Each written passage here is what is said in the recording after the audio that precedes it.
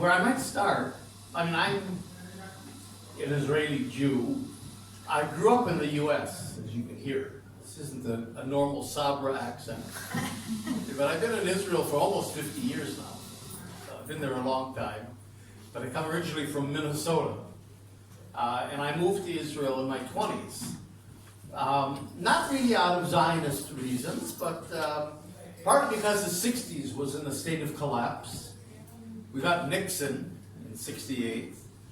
And I really wanted to leave. I wasn't happy there, but I wanted to go somewhere where I could be politically active. And I was an old 60s radical. I grew up with Bob Dylan, which is my main claim to fame. I mean, actually the same town as Bob Dylan. But when I went to Israel, I went critically. You know, I didn't go just as someone who blindly thought Israel was great. I knew there was an occupation. I knew there were Palestinians. I was involved in the peace movement from the beginning. Still, it's true that Israel, you know, there was in the 60s a kind of an identity politics. You know, the blacks began it, you know, with the Black is Beautiful movement, really kind of validating ethnic identity in the United States, and it really said it's a melting pot and we're all Americans and you shouldn't be ethnic. So it began with the African Americans, and then other groups began to discover their ethnic backgrounds. And it happened to me as well, where my Jewish identity became important to me. And Israel did speak to me on that level, although I'm not religious in any way. So in a way it was kind of a natural move of mine to Israel. But nevertheless, I went critically. I didn't go, you know, with the whole Zionist ideology. And so in a way, that served me very well over the years, because I'm Israeli. I'm very involved in Israeli society. I have family, of course, children and grandchildren and so on. But at the same time, I've managed to keep that critical edge, and I think that helps to be committed to the country, but also being able to help think about how could it change. And that's what I want to talk to you about tonight, partly because, you know, we might start by asking the question, who cares? Why should we care so much about Israel-Palestine? It's far away, it doesn't affect our lives so much. But I would argue, and there's more than 1,000 conflicts in the world. And some of them are worse than this conflict. The Congo, Myanmar, maybe Kashmir today. There's a lot of places in the world where the conflicts are larger and more brutal even than here.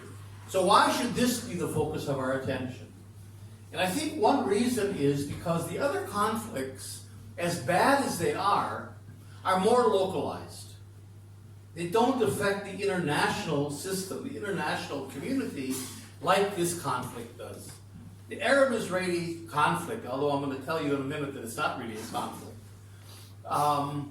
really destabilizes the entire Middle East region, and that reverberates throughout the world. You know, the Middle East is a pretty important geopolitical place, a place of energy resources and so on. John Kerry, when he was Secretary of State, always made the point that not everything in the Middle East is caused by the Israel-Palestine conflict, but you're never going to stabilize that part of the world without resolving the Israel-Palestine issue. So it's an issue that we can't bypass, and it's an issue that really affects not just the Middle East, but way beyond the Middle East. And from that point of view, it deserves our attention as a global conflict, rather than simply another local one. Now, I want to represent this situation, because I think we're looking at it in a wrong kind of a way. And so we're getting to wrong conclusions. You know, we talk about the Arab-Israeli conflict, or the Israeli-Palestinian conflict, but it's not a conflict. A conflict has sides. There's two sides, at least, and the sides fight about something, And the way to resolve a conflict is the sides come together and they negotiate and compromise and come up with some solution. But this is a situation of settler colonialism. It's very similar to other settler colonial movements in the United States and Canada, certainly the Spanish and Portuguese coming into Latin America in the 15th, 16th centuries, Australia and New Zealand, South Africa, the French in Algeria. There are many examples of settler colonialism. In Russia, in many ways, in Eastern Europe and in parts of Russia as well. And this is another example of settler colonialism. In other words, classical colonialism, let's say the British in India, was for the purposes of exploitation. The British conquered India in order to take its resources, in order to take its cheap labor. It didn't intend that India would become a part of Britain. In settler colonialism, the idea is we come to a country not to exploit it necessarily, but to take it over. We claim that country as our own. And every settler colonial movement makes up a story about why that country belongs to them and not to the indigenous population. And the story often happens to do with God. God is very convenient in this way. And of course here the story is God gave us the country and this was our country and we're coming back and Arabs don't really belong here. You know, but it's a story like all the other stories that are intended to give entitlement, to exclusive entitlement to the settler population. And to this, now, the point of settler colonialism then is to take over a country. It's a unilateral process. There aren't sides. When the Zionists came to Palestine 100 and some years ago, there was no other side. One of the Zionist slogans that you might know was that this is a country without a people. The whole slogan was, it's a country without a people for a people without a country. So the Zionists sort of knew vaguely there were Arabs there. But the Arabs didn't add up to a collective, to a nation that had national rights. They were a bunch of natives, let's say. And so we weren't going to negotiate with them. They didn't have any rights to the country. They weren't a national group. We weren't going to negotiate with them. They weren't assigned. So what do you do with the natives, the indigenous, in a colonial situation? You push them aside. You displace them, or you eliminate them, or you confine them to little areas. It's unilateral. It's not a conflict. So that's the way we have to see this because, for example, the whole idea of occupation.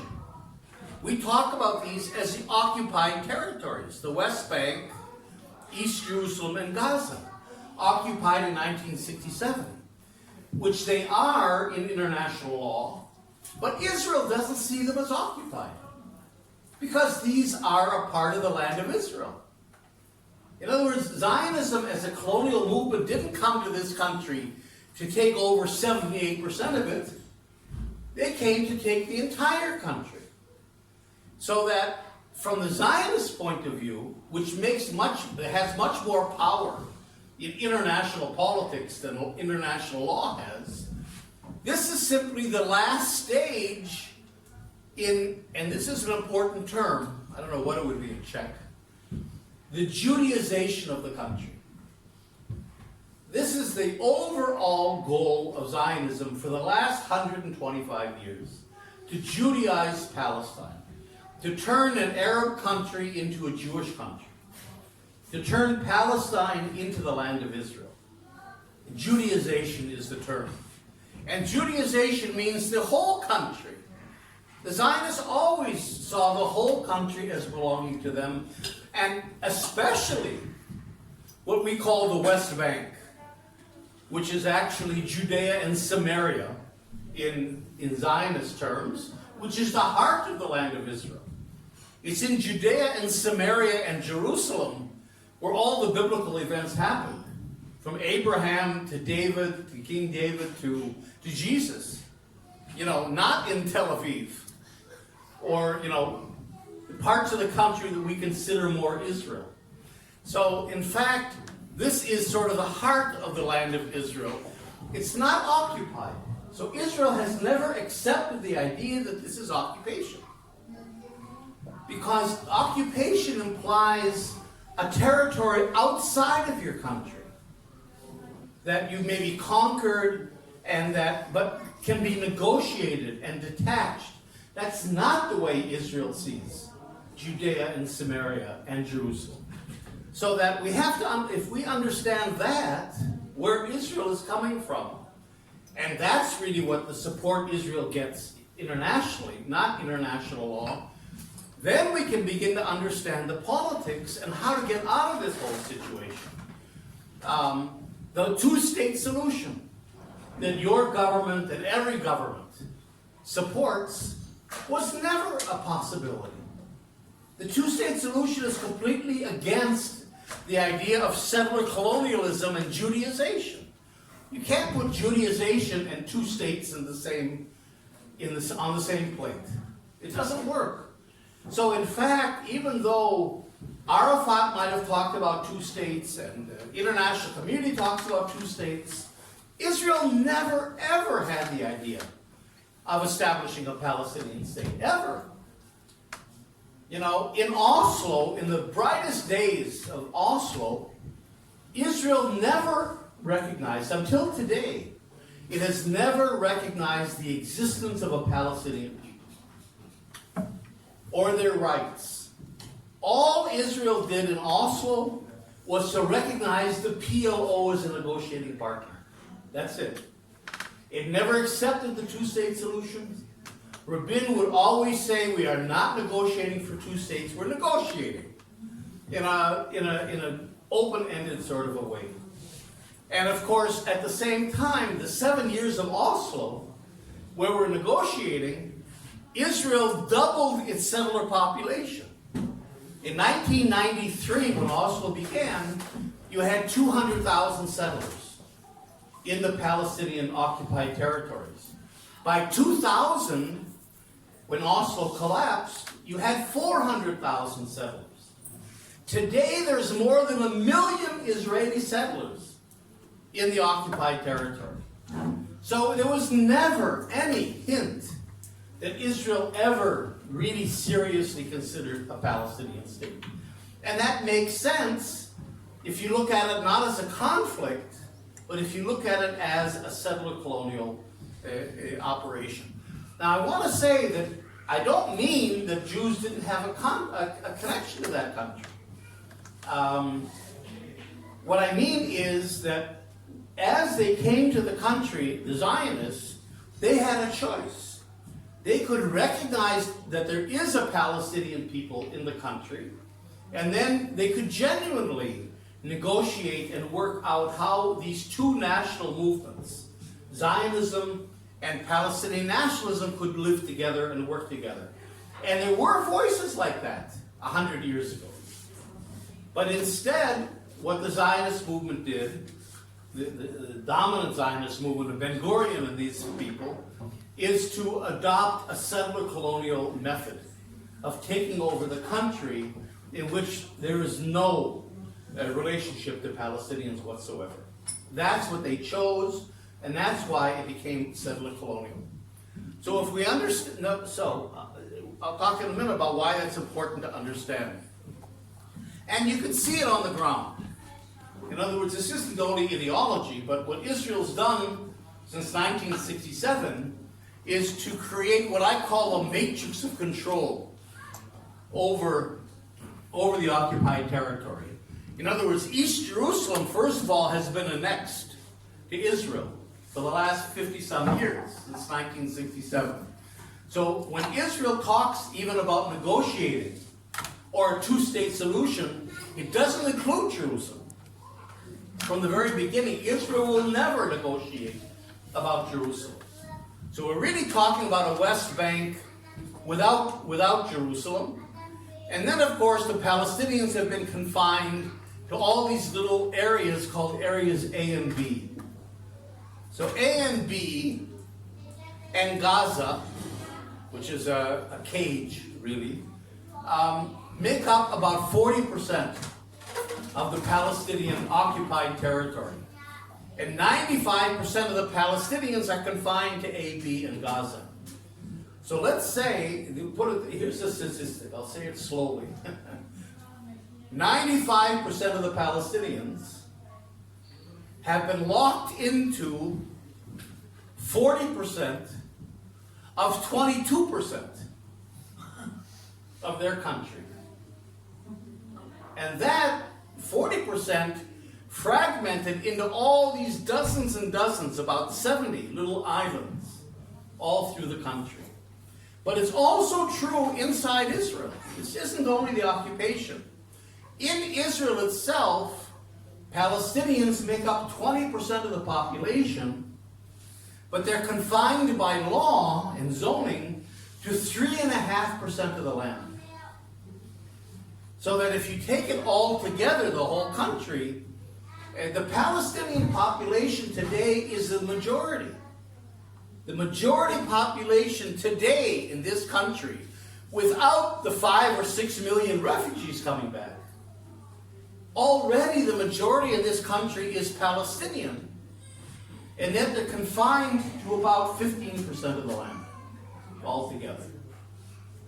So, you know, this is a case of permanent population control, and then of course you have the settlements. All these blue areas, almost 200 settlements, but these reddish areas are settlement blocks. So Israel is now in the process of consolidating its settlements into large urban blocks. And that then creates what Israel calls cantons of Palestinians. There's a canton in the north, a canton in the south, in the center, a canton in the south, and then Gaza. And add to that then the wall. The wall that's been built, the wall which is more than twice as high as the Berlin Wall was, and it's 5 times longer than the Berlin Wall was. So it's an interesting question, as outrageous as the Berlin Wall was, and Kennedy and Johnson and Reagan and everybody were against the Berlin Wall, and Roger Waters sang about it when it fell, Pink Floyd and so on. This wall's not an issue. It's fine, and Israel's able to maintain it. The wall has, and this is one of the points I want to make, and I'll make it even stronger when we look at the house demolition issue. Security has nothing to do with this. The way Israel sells all this is security. We're defending ourselves against terrorists, our security. But if you look at the root of the wall, it's clear that security is not the issue. The wall does not follow the border. If it was a security barrier, you'd separate Palestinians from Israelis, right? But look at the way the wall actually goes. You see, the wall does 2 things. On the one hand, it incorporates these large settlement blocks. You see, this is Ariel. This is Upper Modi'in. This is Ma'ale Adumim. This is the Etzion block. This is Hebron. You see, it incorporates settlement blocks so that Israel calls this its demographic barrier. And at the same time, it creates in concrete the cantons. You see, that will imprison the Palestinians forever. So the wall really defines a border of an apartheid state. It has nothing to do with security. In fact, in most places, the wall separates Palestinians from Palestinians, and not Palestinians from Israelis. But the issue that I deal with the most, I'm the head of the Israeli Committee Against House Demolitions, is the issue of house demolitions, which is one of the most painful but telling parts of the occupation. And I'll just walk you for a couple minutes through a demolition, just so you get an idea of how it works. This is a a normal Palestinian family, the Shawamri family.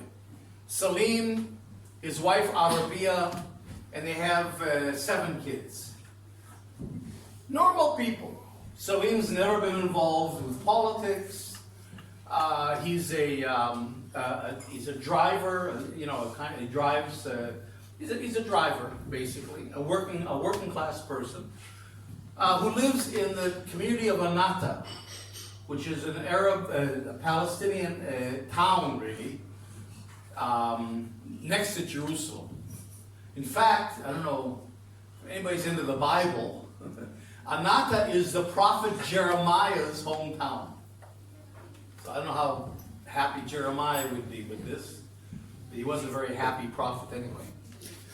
So Salim and his family live in Anata, married, have kids. Well, you have to live somewhere. You need a home. And so they bought this little bit of land in Anata, which is legal. In the occupied territory, you can buy land, and you register it with the Israeli military government, because this is military occupation. There's no civil law here. It's all run by the military. But the military administration is called a civil administration, because Israel is trying to lower the military profile and present the occupation not as an occupation, but as normal, routine administration. So Palestinians have to register with the civil administration, which is fine. But when they come to want to build a home, the answer is no. Because what Israel has done is it zoned almost the whole West Bank as agricultural land. You see, it gets very Kafkaesque. This is the country where that word means something. It's a system that Kafka could have invented, because the idea is to use bureaucracy, administration, planning, law as these routine, technical, everyday mechanisms for actually controlling people. The political agenda is hidden by the bureaucracy. So Israel will not have a law that says Arabs can't build houses. We're the only democracy in the Middle East. And if I was the Israeli ambassador, I would say this law doesn't discriminate against anybody. The law applies to Jews and to Arabs alike, which is true. But of course, only Israelis in the civil administration sit on the planning commissions. Who zones? That's the kind of a question that nobody asks. So who decides if you want to build a home that this land will be rezoned from agricultural land to residential land? Well, the Israelis decide that. And that's why you get all these settlements that are legal. So Salim's house is about here, and he could not get a building permit because it's agricultural land. Right next door is the city of Ma'ale Adumim, on the same agricultural land that today has 50,000 Israeli Jews living there. How does that happen? It's all legal. It's all by the book, because we simply rezoned from agriculture to residential. In other words, the mechanisms of control are bureaucratic, and that's why people don't understand them. They're hidden. I'm explaining it to you, but who would explain it to the wider community? Okay, so Salim applied for a permit, of course, like thousands of Palestinians, and was refused. They're always refused, almost always. And I have to tell you, it costs about $5,000, or let's say 5,000 euros, to apply for a permit. And he's done this. He applied 3 times and was turned down. So, like thousands of other Palestinians, the Shawamris simply had to build a home for themselves, a modest home, on their own land, without a permit. And then they get a demolition order from the civil administration because they built illegally. Now, what Palestinians do, it's kind of a cold calculation. You know, what are you going to do? You have to live somewhere. So you build, and you hope that they won't come for a year. Maybe I'll have a year where I can live, and then maybe 5 years. Maybe I'll win the lottery and they'll never come, because there's thousands of homes to be demolished. Israel's demolished 55,000 Palestinian homes in the occupied territory since 1967. There are tens of thousands of more to go.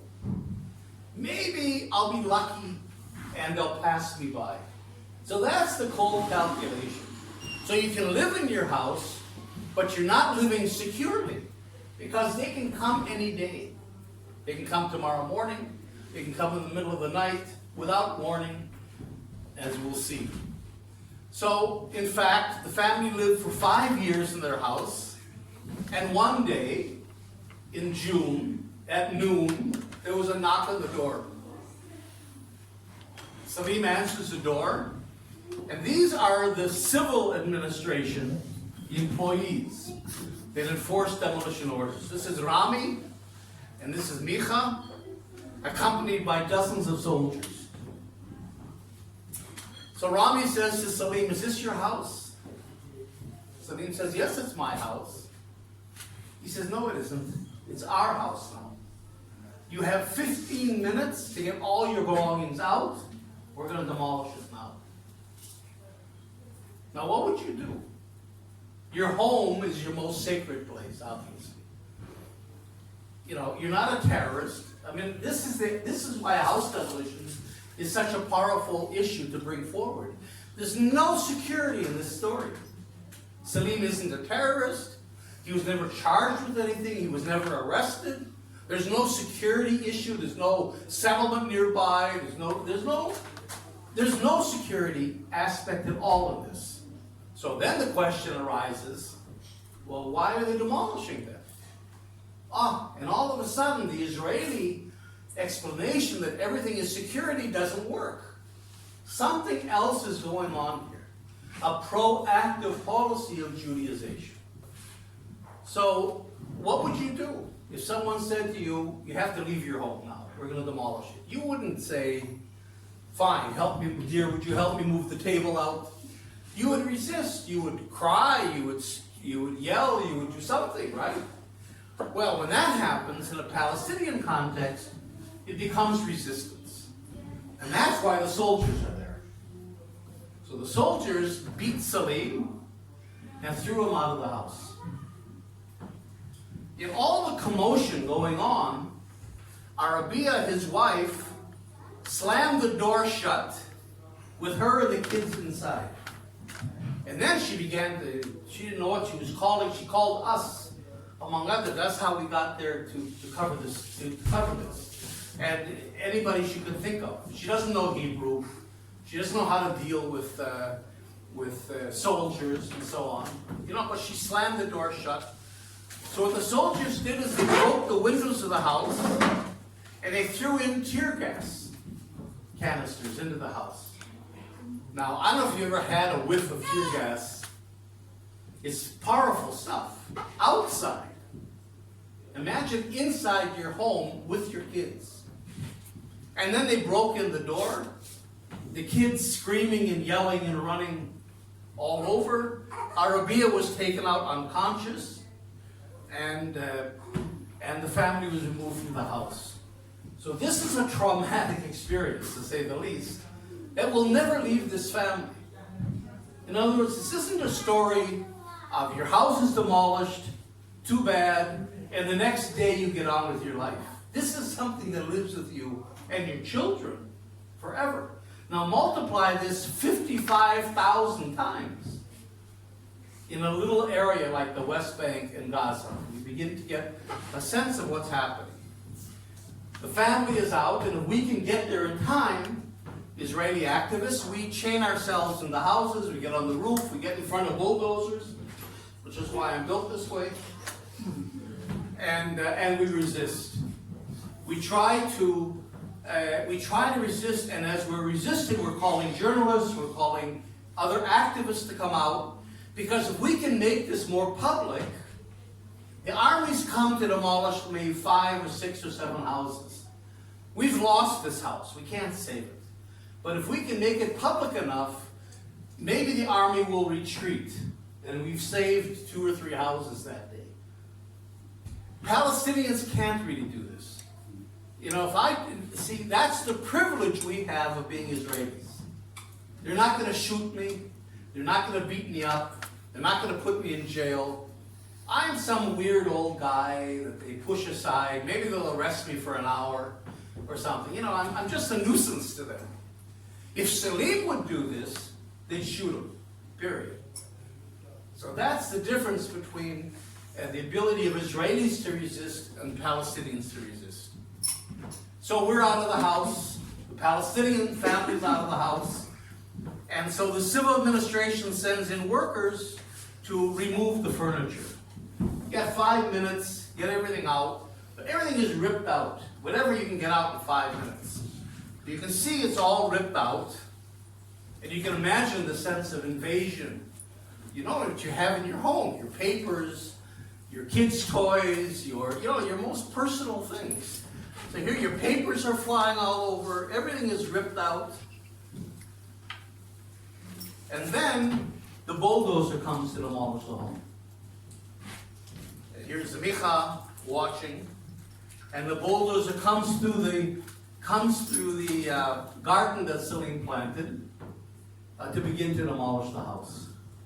Now here you get a certain look, you'll see it better, but the reason he didn't get a building permit was this is agricultural land. Well, take a look around. The only green you see is in the garden that Salim planted. This is the Judean desert. This is where Jesus, this is Jerusalem, this is where Jesus went into the wilderness. It's not exactly an agricultural area. But it doesn't matter because that's the pretext for zoning. It has its political meaning. And the bulldozer begins to demolish the house. Here there's a tragedy inside a tragedy.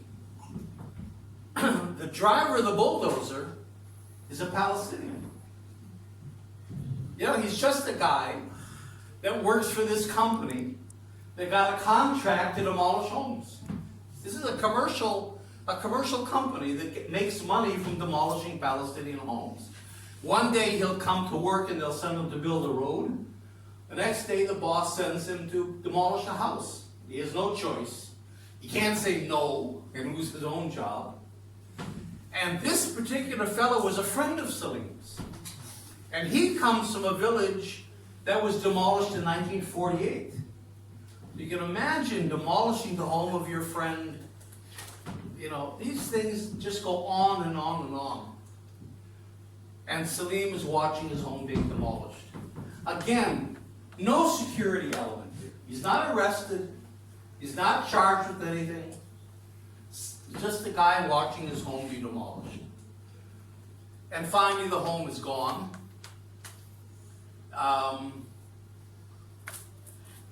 So what we do, here you get a good look at the agricultural land. So what we do as the Israeli Committee Against House Demolitions is we rebuild homes that have been demolished as political acts of resistance. This isn't humanitarian. Palestinians would never work with us if we were good Israelis building houses for Palestinian victims. That's not the way it can be framed. This is joint resistance of Palestinians and Israelis together, rebuilding homes, which is an illegal activity. And we come out and build together. We always work, of course, with Palestinian organizations. In this case, the Palestinian Land Defense Committee. And we rebuild the homes. But they can be redemolished. A demolition order is forever. So the Shoamre home was built and demolished 6 times. 6 times it was demolished, and 6 times it was rebuilt. And Salim talks of the demolition of a home as really being the demolition of a family. You know, we can't live without a home. When we talk about homeless people, they're not just people without a home. They're people that don't function because human beings need that space for their privacy, their intimate lives, their everyday lives. And men, women, and children react in very different ways. So for men, it's a very emasculating, humiliating kind of experience. A man can't protect his family. Come sit down here. A man can't protect his family. A man can't provide shelter for his family. You know, so for men, it's very humiliating. The advantage that men have, though, is that they can get out of the house. They get out, they're working, they're with other men, and in a way they're able to vent their anger. You know, they have channels to get the anger out, even though it's really devastating for men. But for women, it's a double tragedy. For women like Arabia. Because most Palestinian women don't work outside of the home. Their home is their whole domestic world. So when your world is demolished, you don't know what to do. You fall into a kind of mourning in a way, of disorientation. I mean, how do I make dinner for my family tonight? My basic roles as a woman, as a wife, as a mother, what do? I don't have a home anymore. And many women kind of withdraw into themselves, almost in a state of mourning. But then what happens is you have to move into the home of another woman. In other words, you move, what are you going to do? You move into the home either of your husband's parents or one of your husband's brothers. Now, you're moving in with 5, 6, in this case, 7 kids. They've got 5 or 6 or 7 kids. They're living in inadequate conditions. They can't get decent housing either. And this isn't for a weekend. I mean, you're moving in. So now you've got 14, 15 people living in a small house. And as a woman, I don't have my space. I'm living in someone else's house. You know, I don't have the space I need to take care of my family, to be the woman in the family in a way. And so I begin to really, you know, there's a lot of tensions in the family because of this. I have to say there's domestic violence comes out of this as well, because divorce is not very common. So all these tensions are building in this family with no way to escape. And, you know, I'm a woman, so I'm trying to Arabia is trying to push Salim to get her out, to get her a house. He doesn't have the money to do that. They can't rebuild the home, or they rebuilt and then it's demolished. So you can imagine the tensions that affect the children. So the children are living in this kind of environment. This is Lena, who's one of their daughters. Lena, I was there in like the 3rd demolition. When the bulldozers were coming close, all of a sudden she went blind. She went blind, she couldn't see. So we rushed her to the hospital, and in the hospital, after a couple hours, her sight began to come back. And the doctor explained that it's a kind of hysterical blindness. You know, when you just can't process anymore, your mind just shuts down. And he says it's lucky that her sight came back, because there's no physiological way you could restore her sight if it hadn't just come back by itself. So you can imagine the depth of trauma that these kids are going through, living under these conditions. And the house was demolished 6 times. The last time, and the family decided not to rebuild. After the 6th time, it was about 3 years ago. This time, the army came in the middle of the night and rousted the family out of their beds, and the home was demolished. And this is what we found in the morning.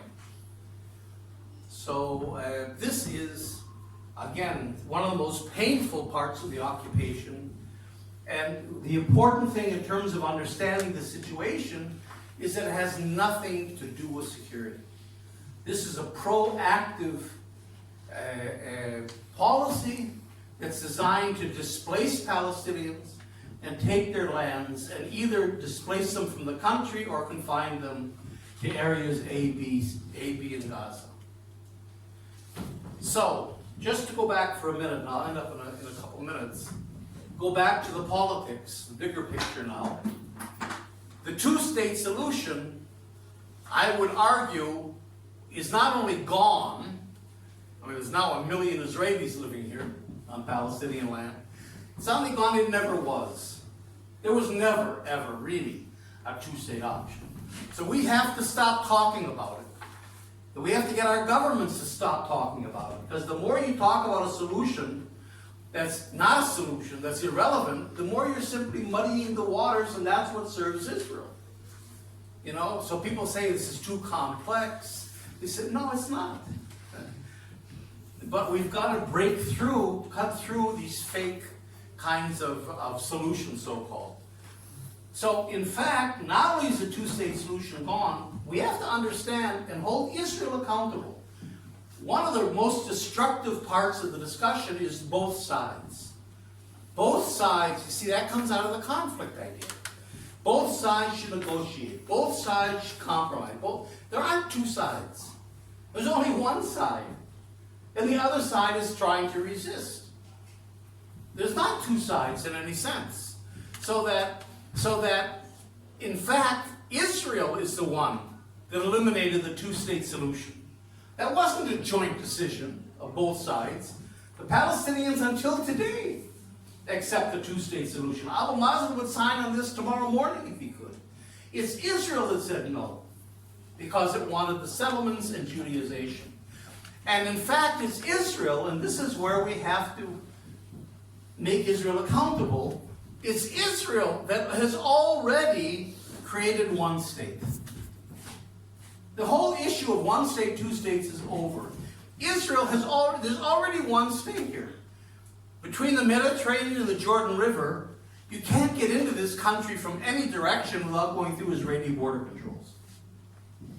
There's one effective government, and it's not the Palestinian Authority. There's one army. There's one currency. There's one infrastructure of highways, electricity, water. By any measure, this is already one functioning country, but it's an apartheid state. It's an apartheid state because apartheid means you have one country under one governing rule with two separate legal systems based on your ethnicity, your national identity, your religion, your race, or whatever. And that's clearly what you have here. One population has full citizenship if you're Jewish, and the other population has semi-citizenship or no citizenship if you're Palestinian. So I think even in the Czech Republic, apartheid should be not acceptable. And which seems to me, now, if somebody has a fourth option, I'd be happy to hear it. It seems to me the only option left for getting out of this is to say, okay, Israel, you created one state. We accept that. We accept what you created, but we can't accept apartheid. So we'll take the one state that you, Israel, created, and we'll turn it into a democratic state of equal rights for all its citizens. You know, which makes sense. It's a decolonizing approach. It's fair. And it holds Israel responsible. If Israel wanted to be a Jewish state, Israel can't turn around and say, well, we have to be a Jewish state. If you want to be a Jewish state, you should have accepted the two-state idea. You could have had a shot at it. Even then it was problematic, but let's say the two-state idea. But you can't have the whole country and swallow the whole population and become apartheid and then say you want to be Jewish. It doesn't work. So that our idea is one democratic state as a solution. And the program we have, and I have it here, I can pass out. If anybody wants the program that we developed, I can give it to you. Basically, I'll just say real quickly, the idea is, the revolution is to create a state that's not based on ethno-nationalism and religion, but on equal citizenship. Equal citizens, one citizenship, one parliament, one person, one vote, equal civil rights for everybody. And that, by itself, dismantles the structures of domination, exclusivity, and control. That, by itself, goes a long way towards decolonization. Secondly, of course, the right of return of Palestinian refugees and their families has to be implemented. This is an absolute in any way to resolve this. You can't ignore the refugees. They have the right to return. And then our program also talks about how to reintegrate them into society. Third, though, and this is something a little more controversial but important, I think, we protect the constitution of the country. There's a constitution. Israel has no constitution today. So the constitution protects the collective rights of everyone. So that even though it's one society with one citizenship, it doesn't mean that we're going to close the Hebrew University, or Israelis can't talk Hebrew anymore, or Palestinians can't be Palestinians anymore. You can maintain your identities, your religious identities, national identities even, religious identities, your institutions, your languages and everything, within the framework of a multicultural democracy. So it's a win-win in a way. It's true, this can't be a Jewish state, and it can't be a Palestinian state. Those are two pretty big humps to go over. Once you do that, though, it's really a win-win. And everybody lives here in equality, but with the right to keep their collective identities. And that then, so we've dismantled the colonial part. What do we want?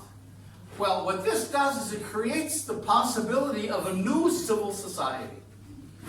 Of a new civil society.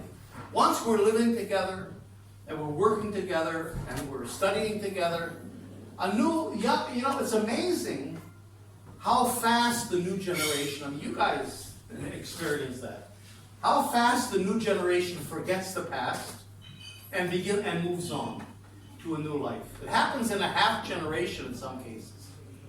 So that the idea is a new civil society will emerge with a new identity and maybe even a new name for the country that we don't even have today. Now, just give me one little example of nation building. It's cute. You know, the Palestinian football team has a higher ranking in FIFA than the Israeli national football team. And neither of us have been able to get into the World Cup. Not Israel and not the Palestinian team. Well, imagine if in this new society we combine our football talents and we get into the World Cup. I mean, look what happened to Croatia. The whole world discovered Croatia in the last World Cup.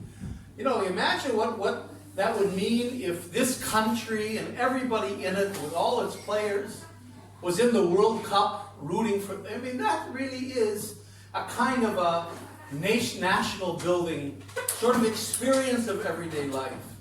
So that will begin to happen once you create the conditions. And this is all a part of a process of decolonization. And this is sort of a picture of how it would look. We do away with this kind of segmented hierarchical system we have today of ethnicity and religion and nationalism, and we go to more of an integrated thing. I won't get into all that now. One more thing, and I'll stop. And that is, how do we do this? It's a nice idea, but how would you do this? And I think what we have to do strategically is adopt the strategy of the ANC in South Africa. The ANC, the black Africans in South Africa, knew that the white South Africans were not going to be partners in dismantling apartheid. The Israeli Jews are not going to willingly dismantle Zionism and occupation and Israel's a Jewish state. We know that. You're not going to convince them. So what the ANC did was they bypassed the white population. The ANC went to you, went to civil society. It went to trade unions, it went to universities, it went to churches, it went to political groups all over the world, and there was a worldwide movement to end apartheid that finally created pressures inside and outside that caused apartheid to collapse, even though the whites didn't want it to. And that's what we have to do here. We have to create a Palestinian movement supported by Israeli Jews like me and Ilan Pape and Guido Levy and Amira Haas and others, that then goes to the international community with an end game. The problem we have today is there's a lot of sympathy for Palestinians. I think public opinion in the world, maybe not in Eastern Europe yet, but in the rest of the world has really shifted towards the Palestinians. But we don't have an end game. I mean, it's fine if you support BDS, you support the Palestinians, but what does that mean? If we don't have a program to advocate for, we're not political actors. You go to the parliament, the first thing they'll ask you is, what do you want?